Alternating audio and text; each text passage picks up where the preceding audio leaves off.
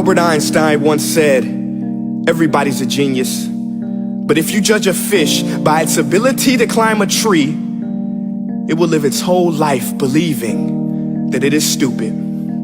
Ladies and gentlemen of the jury, today on trial we have modern day schooling. Glad you could come. Not only does he make fish climb trees, but also makes them climb down and do a 10-mile run. Tell me, school, are you proud of the things you've done?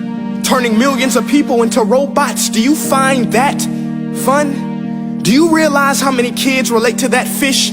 Swimming upstream in class, never finding their gifts, thinking they are stupid, believing they are useless? Well, the time has come, no more excuses. I call school to the stand and accuse him of killing creativity, individuality, and being intellectually abusive.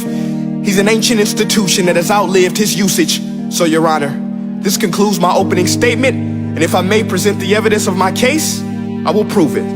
Proceed. Exhibit A. Here's a modern day phone. Recognize it? Here's a phone from 150 years ago. Big difference, right? Stay with me. Here's a car from today. And here's a car from 150 years ago. Big difference, right? Well, get this. Here's a classroom of today. And here's a class we used 150 years ago. Now ain't that a shame? In literally more than a century, nothing has changed. Yet you claim to prepare students for the future? But with evidence like that, I must ask, do you prepare students for the future or the past? I did a background check on you and let the record show that you were made to train people to work in factories, which explains why you put students in straight rows, nice and neat, tell them sit still, raise your hand if you want to speak, give them a short break to eat, and for 8 hours a day tell them what to think. Oh, and make them compete to get an A letter which determines product quality, hence grade A of meat.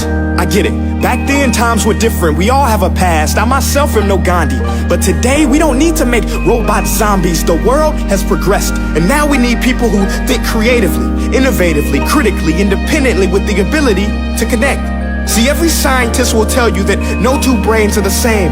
And every parent with 2 or more children will confirm that claim.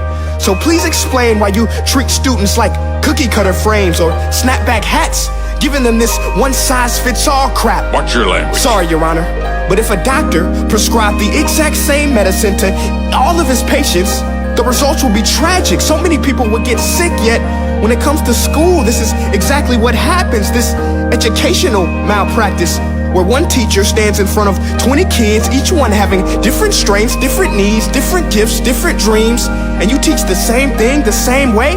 That's horrific. Ladies and gentlemen, the defendant should not be acquitted. This may be one of the worst criminal offenses ever to be committed. And let's mention the way you treat your employees. Objection. Overruled. I want to hear this. It's a shame. I mean, teachers have the most important job on the planet, yet they're underpaid? No wonder so many students are short-changed. Let's be honest. Teachers should earn just as much as doctors, because a doctor can do heart surgery and save the life of a kid. But a great teacher can reach the heart of that kid and allow him to truly live. See, teachers are heroes that often get blamed, but they're not the problem. They work in a system without many options or rights. Curriculums are created by policymakers, most of which have never taught a day in their life. Just obsessed with standardized tests. They think bubbling in a multiple choice question will determine success. That's outlandish. In fact, these tests are too cruel to be used and should be abandoned, but don't take my word for it. Take Frederick J. Kelly, the man who invented standardized testing, who said, and I quote, "These tests are too cruel to be used and should be abandoned." Ladies and gentlemen of the jury, if we continue down this road, the results will be lethal. I don't have much faith in school, but I do have faith in people. And if we can customize healthcare, cars, and Facebook pages, then it is our duty to do the same for education, to upgrade it, change it, do away with school spirit, because that's useless. Unless we're working to bring the spirit out of each and every student, that should be our task. No more Common Core. Instead, let's reach the core of every heart in every class. Sure, math is important, but no more than art or dance. Let's give every gift an equal chance. I know this sounds like a dream, but countries like Finland are doing impressive things. They have shorter school days. Teachers make a decent wage. Homework is non-existent, and they focus on collaboration instead of competition. But here's the kicker, boys and girls.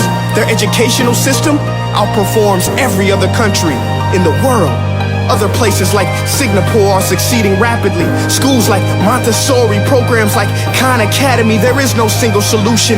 But let's get moving, because while students may be 20% of our population, they are 100% of our future.